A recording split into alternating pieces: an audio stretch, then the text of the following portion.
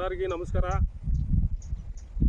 ಇಲ್ಲಿ ಒಂದು ಕಡೆ ಒಂದು ಕೆರೆ ಐತಿ. ಆ ಕೆರೆಗೆ ನಾ ಬಂದೇನಿ.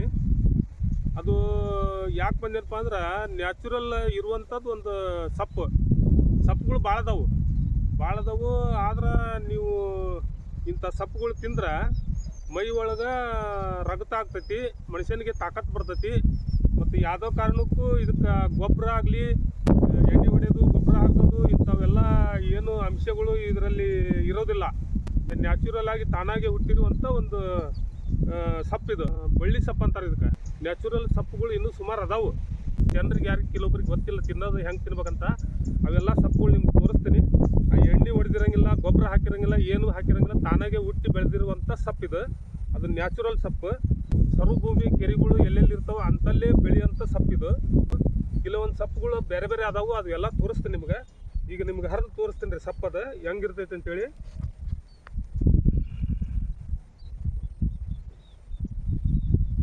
ನೋಡ್ರಿ, ಇಂಥ ಸೊಪ್ಪು ಮನುಷ್ಯರು ಇಂಥ ಸೊಪ್ಪು ತಿನ್ಬೇಕು.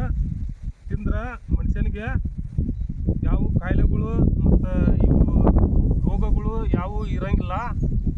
ಸಣ್ಣ ಕುಡಿ ಏನಿರ್ತೈತ ಈ ಥರ ಕುಡಿ ಹರ್ಕೋಬೇಕು. ಸೊಪ್ಪು ಮತ್ತು ಒಳ್ಳೆ ಸೋಸ್ಬೇಕಾಗತ್ತೆ ಮನೆ ಕಡೆ ಹೋಗಿ. ನಿಮ್ಗೆ ತೋರಿಸ್ತೇನೆ ನಾನು. ಕೆಲವೊಬ್ಬರಿಗೆ ತಿನ್ನೋದು ಗೊತ್ತಿರಂಗಿಲ್ಲ, ರುಚಿ ಗೊತ್ತಿರಂಗಿಲ್ಲ. ಇದು ರುಚಿ ಹಂಗೆ ಆದ್ರೆ ಹರ್ಕೊಂಡು ಹೋಗೋಕೆ ಸ್ವಲ್ಪ ಕಷ್ಟ ಆಗ್ಬೋದು. ಯಾರೂ ಬಿಡಂಗಿಲ್ಲ. ಹಳೆ ಮನುಷ್ಯರು ಇದು ತಿನ್ಕೋತ ಬಂದವ್ರಿಗೆ ಎಲ್ಲರಿಗೆ ರೂಢಿ ಐತಿ. ನಾವು ಇದನ್ನು ಸೊಪ್ಪು ಎಲ್ಲೇ ಇದ್ದರೂ ಕಣ್ಣಿಗೆ ಕಂಡ್ರೆ ಬಿಡಂಗಿಲ್ಲ ಅಂಥ ಸೊಪ್ಪುಗಳೈತಿ. ಇದು ನೋಡ್ರಿ, ಇದು ಹೆಂಗೆ ಕಾಣ್ತೈತಿ ನಿಮ್ಗೆ ಸೊಪ್ಪು. ಇದು ನೋಡ್ರಿ, ಹಿಂಗಿರ್ತೈತಿ ಸೊಪ್ಪಿದು. ಇದನ್ನು ಅಷ್ಟು ಸೊಪ್ಪು ಹರ್ಕೊಂಡು ಇಲ್ಲಿಗೆ ನಾನು ನಿಮ್ಗೆ ಇದೆಲ್ಲ ನೋಡ್ರಿ ಅಂತ ತಿಳ್ಕೊಂಡಿದ್ದೀನಿ. ಸೊಪ್ಪು ನೋಡ್ರಿ, ಈ ಥರ ಕಾಣ್ತೈತಿ. ಚೆಂದಾಗಿ ನೋಡ್ಕೊರಿ. ಇದು ಒಂದು ರೊಟ್ಟಿ ತಿನ್ನಲ್ಲೇ ನೀವು 4 ರೊಟ್ಟಿ, 5 ರೊಟ್ಟಿ, 10 ರೊಟ್ಟಿ ತಿಂತೀರಿ. ಅಷ್ಟು ಟೇಸ್ಟ್ ಇರ್ತೈತಿ ಸೊಪ್ಪು. ಚಲೋ ಒಳ್ಳೆ ಸೊಪ್ಪು ಆರೋಗ್ಯಕ್ಕೆ.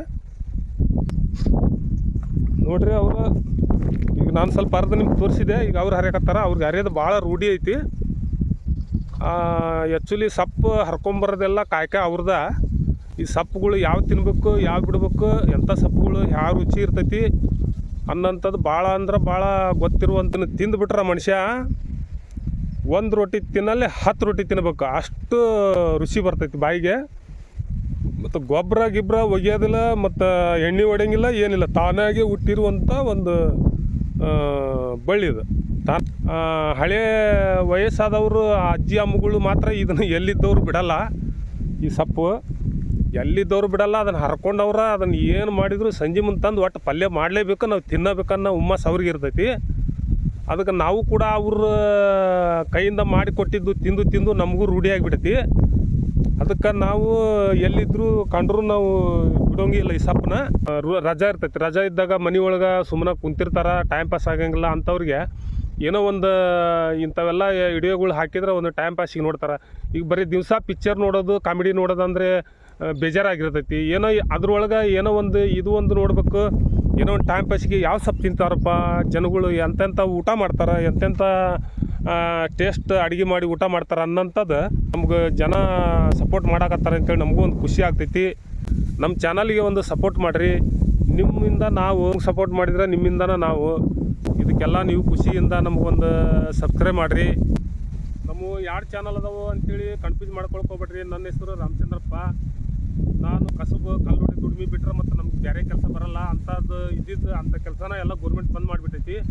ಹಾಗಾಗಿ ನಾನು ಮನೆ ಒಳಗೆ ಖಾಲಿ ಕುಂದ್ರಲಾರ್ದಕ್ಕೆ ಈ ಮೀನ ಹಿಡಿಯೋದಾಗಲಿ, ಚಕ್ರಬಲ್ಲಿ ಹೋಗೋದು, ಅಥವಾ ಈ ಗಾಣ ಹಾಕೋದಾಗಲಿ, ಈ ಎಡಿ ಹಿಡಿಯೋದಾಗಲಿ, ಪ್ರತಿಯೊಂದು ನಾನು ಏನೇನೋ ಒಟ್ಟಿ ಸಲುವಾಗಿ ಒಟ್ಟಿ ಜೀವನಕ್ಕಾಗಿ ಏನೋ ಒಂದು 100-200ಕ್ಕೆ ನಾನು ದುಡಿಮೆಗೆ ಹೋಗ್ತಿದ್ದೆ. ಹಂಗಾಗಿ ಈಗ 4 ತಿಂಗಳಿಂದ ನಮ್ಮ ಹುಡುಗ ಹೆಂಗೂ ನೀವು ಡೈಲಿ ಹೋಗ್ತೀಪ್ಪ ಎಡಿ ಹಿಡಿಯೋಕ್ಕಾಗಲಿ, ಚಕ್ರಬಲ್ಲಿ ಮೀನ ಹಿಡಿಯೋಕ್ಕಾಗಲಿ ಅಂಥೇಳಿ ಅದೊಂದು ಚಾನಲ್ ಮಾಡ್ಯಾನ.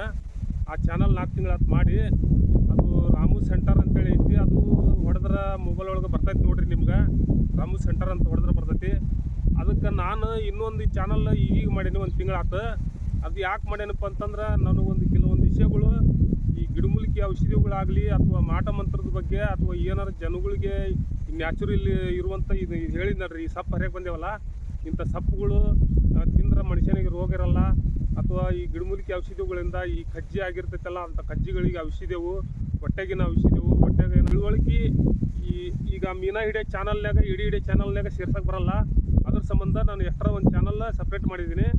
ಆ ಚಾನಲ್ ಒಳಗೆ ಅದು ಇದನ್ನು ಕೂಡ ಮಿಕ್ಸ್ ಮಾಡೋಕ್ಕೆ ಬರಲ್ಲ.